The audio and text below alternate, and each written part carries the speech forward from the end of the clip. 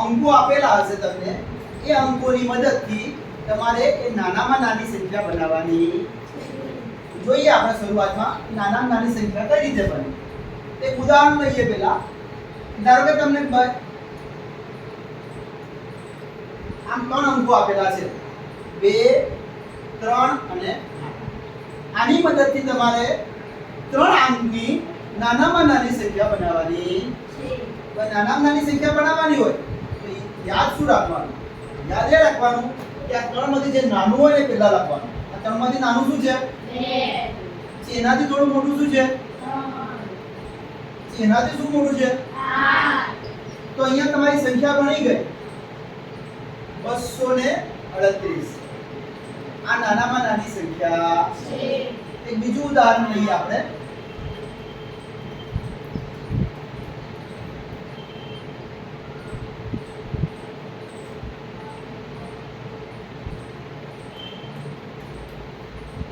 જુઓ અહીંયા 8 આપેલા છે, 4 આપેલા છે, 9 આપેલા છે, 7 આપેલા છે અને આપણે કેવી સંખ્યા બનાવવાની છે? નાનામાં નાની. એટલે આમાંથી સૌથી નાનું એ પહેલા લખવાનું.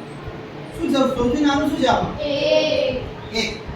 પછી એનાથી થોડું મોટું 4. એનાથી થોડું મોટું 7. એનાથી થોડું મોટું 8. અને એનાથી થોડું મોટું 9. તો અહીંયા તમે જોઈ શકો છો કે આપણી પાસે એક સંખ્યા બની ગઈ છે 14789, જે નાનામાં નાની સંખ્યા છે આ અંકોથી બનતી.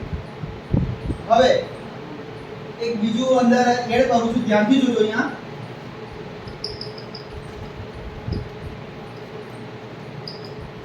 જોજો. હા, અંકો આપેલા છે તમને, બરાબર?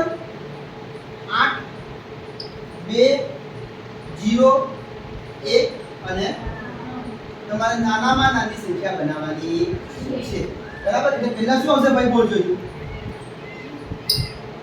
શું આવશે? એનું કેવું છે? 0. પછી શું આવશે? 1. પછી શું આવશે? 2. સરસ. પછી શું આવશે? 3. Very good. પછી શું આવશે? 3. પછી 8. આ નાનામાં નાની સંખ્યા બની, પરંતુ આમાં આપણું યાદ રાખવાનું છે આ નાનામાં નાની સંખ્યા નથી. નથી ભાઈ. કેમ નથી?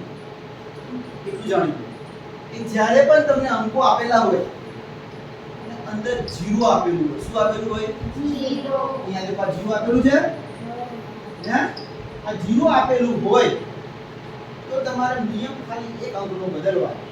એટલે શું? કે પહેલા 0 નહીં લખવાનો, 0 ને લખવાનો બીજા નંબર. એટલે પહેલા શું લખવાનો?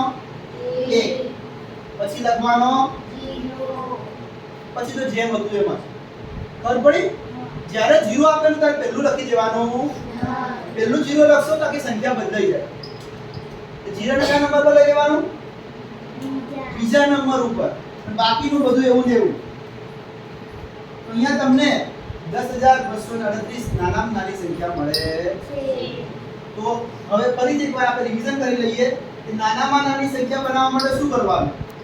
નાનામાં નાની સંખ્યા બનાવવા માટે સૌથી નાની સંખ્યા હોય એ પહેલા લખવાની, અંક પહેલા લખવાનો, પછી એનાથી મોટો, એનાથી મોટો, એનાથી મોટો, આ પ્રમાણે ચાલવાનું.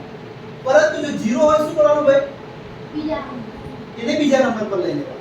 એના પછીનું જે આવતું એ પહેલા લઈ લેવાનું. એક ઉદાહરણ 0 વાળું દેખીએ આપણે, બરાબર છે?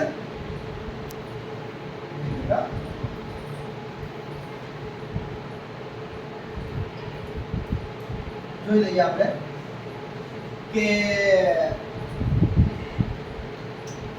8 3 0 7 અને 5. ચાલો હવે તમે બોલો, આ 0 વાળું છે પહેલા શું આવશે? 3. પહેલા અહીંયા શું આવશે? 3. 0 નહીં. બીજા નંબરમાં 0. બીજા નંબરમાં શું આવે ભાઈ? 0. હવે બોલો, હવે તો આવડશે. 5 7 તો આ રીતે એક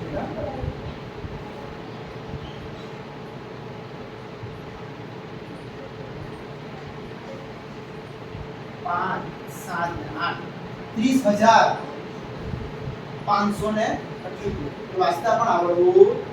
તો આ રીતે તમે જેટલા પણ અંક આપેલા હોય તેની મદદથી તમે નાનામાં નાની સંખ્યા બનાવી શકો છો.